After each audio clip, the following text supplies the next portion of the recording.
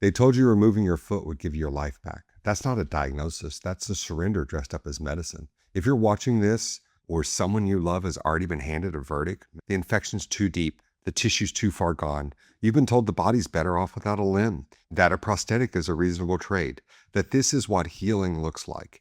Every single one of those statements can be wrong, and in a shocking number of cases, they are. 25 years of limb salvage surgery, double board certified in podiatric surgery and wound care, cases that 7 other doctors have already closed. In this practice, the answers to there are no other options is almost always you haven't found the right specialist yet. What most patients don't know, and what no one in the emergency department is telling you, is that amputations doesn't end your problem. For diabetic patients, it starts a new one. In this video, we're going to dismantle the 5 most dangerous myths about diabetic foot amputation, one by one. We're going to talk about what amputation actually does to the cardiovascular system, why the number of doctors agreeing with the recommendation tells you almost nothing about whether it's correct, and what to do tonight if you're sitting on an amputation recommendation right now. Amputations doesn't save diabetics. It starts a 5-year countdown to death. The story patients are told is clean. Remove the problem, heal, move forward. A prosthetic gets you walking again, life continues. The struggle's over. The story takes about 4 minutes to deliver in an exam room. The surgeon explains the wound isn't healing, the infection is spreading, limb is a liability. The logic sounds airtight.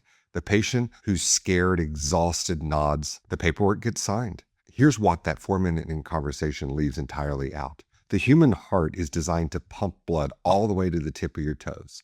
Every beat, every vessel, every millimeter of the cardiovascular system is calibrated for that distance. When you remove a limb, you don't remove the demand on the heart, you remove the destination.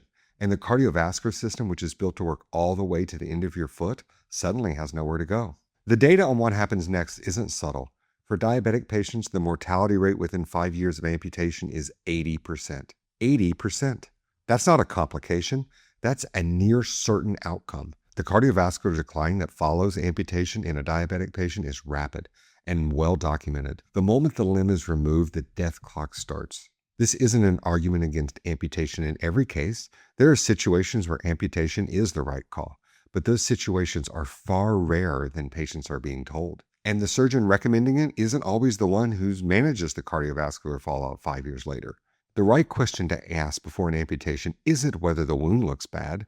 The right question is whether every possible avenue to save this limb has genuinely been exhausted. Not a cursory review, not skimming over in a hospital hallway, genuinely and thoroughly exhausted. Because the alternative to that question being asked isn't a simple surgery, it's a countdown.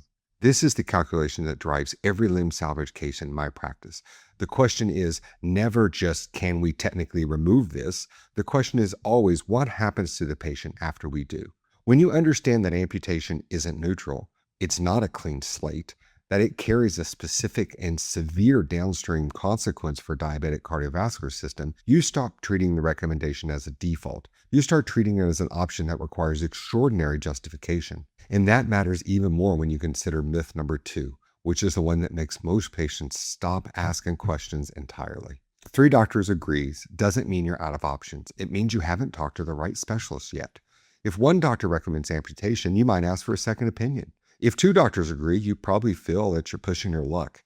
If 3 specialists have looked at the same foot and arrive at the same conclusion, most patients stop right there. Consensus feels like certainty. This belief is reasonable. We're trained from childhood to treat expert agreement as reliable. 3 doctors agreeing means the science is settled, means you're done with your due diligence, means fighting the recommendation is denial. What the consensus model ignores is that most of these 3 physicians are drawing from the same limited training, the same limited tools, and in many cases, the same limited time.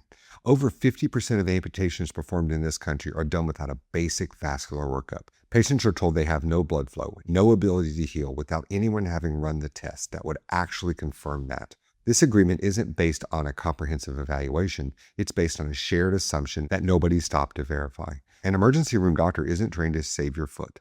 An orthopedic surgeon isn't trained to save your foot.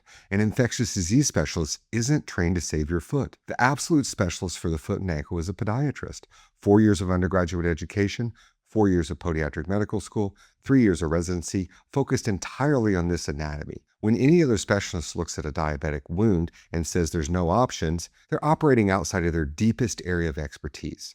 That's not an insult to those physicians. It's a fact about the limits of training. The point isn't that the other doctors are wrong about everything. The point is that the decision about the foot belongs with the foot specialist, specifically a foot specialist who does limb salvage surgery. Not every podiatrist is doing that work either.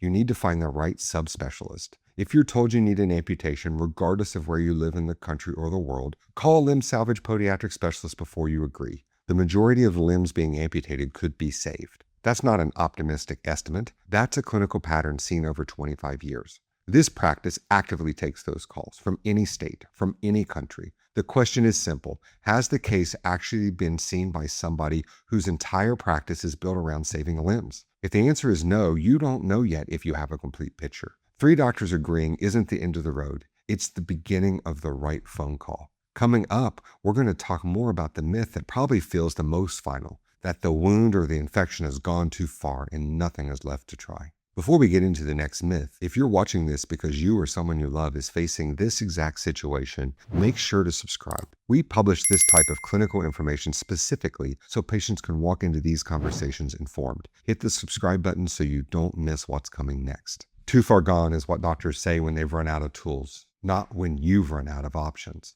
This is the myth that carries the most weight. The wound's been there for months. The bone is infected. Multiple rounds of antibiotics haven't worked. The tissue is necrotic, you've been told, in plain language, and there's nothing left to try. That phrase, nothing left to try, is doing a lot of work in a very small space. What it actually means, in most cases, is nothing left to try within the tools and trainings this particular physician has available. That's a fundamental difference statement.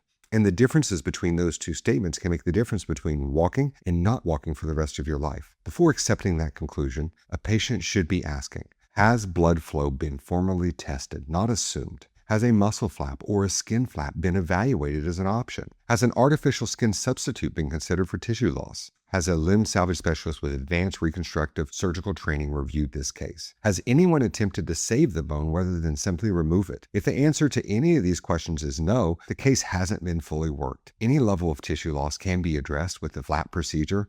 Any infected bone can be evaluated for salvage rather than amputation. These aren't experimental techniques. They're established tools that require specific training and expertise to execute. If your physician doesn't use these tools, that doesn't mean the tool doesn't exist. Bill was 58 years old with a chronic infection of his heel bone. 7 physicians had reviewed this case. The last 3 told him amputation was the only path forward. 2 local techniques were used to resolve this infection and allow him to walk immediately after the procedure. 7 years later, he still has both legs. He wears diabetic shoes and inserts. He's walking. The case these 3 specialists have closed wasn't closed. It was misassigned. Bill isn't an outlier used to make a point. He's a data point in a consistent clinical pattern. Understanding that options exist is one thing, but there's still a myth about what happens after amputation that patients need to hear before they agree to do anything. That's what point 4 covers. A prosthetic lets you walk again. It doesn't stop what amputation does to your heart. The prosthetic argument is one that makes the amputation recommendation feel reasonable. You'll lose the limb, but you'll walk again. Modern prosthetics are advanced. People run marathons with them. Life goes on. The argument is true in a narrow technical sense. It leaves out the most important part of the picture entirely. Return to the cardiovascular reality from point number 1.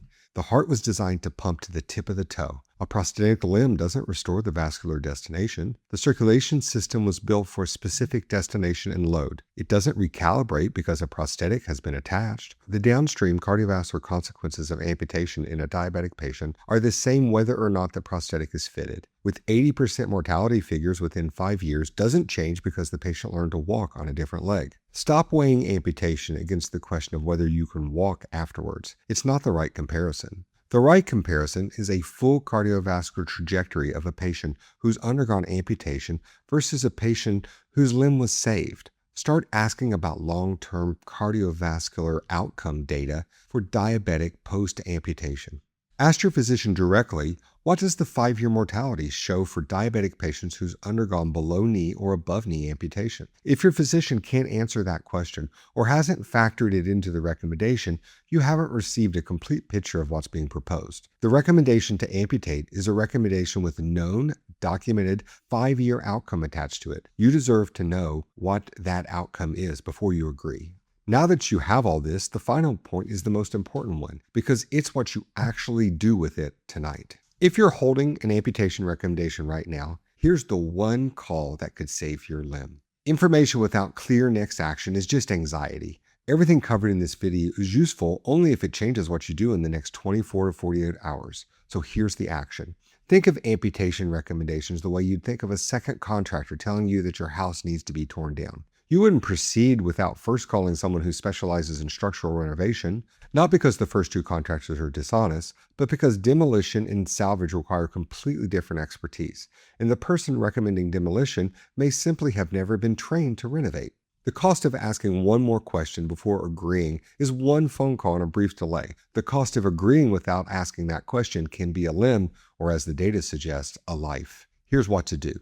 Write down the specific reasons you were given why amputation is necessary. Is it infection, poor blood flow, tissue loss, non-healing wound? Get the exact clinical language in writing if possible. Ask whether a formal vascular study has been performed. Not estimated, not assumed, formally tested. If the answer is no, request it before agreeing to anything. Search specifically for a podiatric limb salvage specialist in your region. Not a general podiatrist, not an orthopedic surgeon, a specialist whose practice includes reconstructive surgery, flap procedures, and advanced wound care. Call that office before you schedule a preoperative appointment for anything else. Ask whether they'd review the case. Most will. If you can't find a specialist locally, contact a practice like this one. The call is free. The opinion may change everything. The recommendation you've received may ultimately be correct, but you don't know that yet, and you owe it to yourself to find out. The myth about diabetic foot amputations aren't kept alive by bad intention. They're kept alive by the limits of training, the pressure of time, and patients who don't yet know they're allowed to ask for more. You know something different. Use it. If you haven't yet watched the video that goes directly before this one, watch it now. It's called Before You Agree to a Toe or Foot Amputation, Watch This. And it covers the specific steps that you need to take before you sign anything. The link's right here.